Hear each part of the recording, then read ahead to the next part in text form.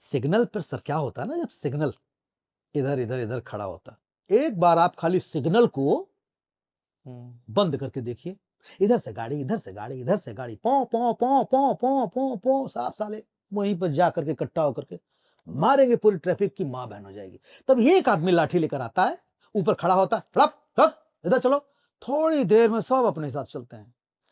इनके पीछे एक लाठी वाला आदमी चाहिए था।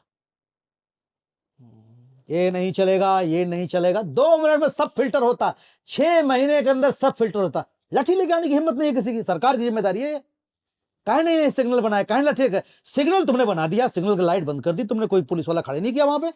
क्या बात, क्या एनालाइज किया है आपने, वाह वाह।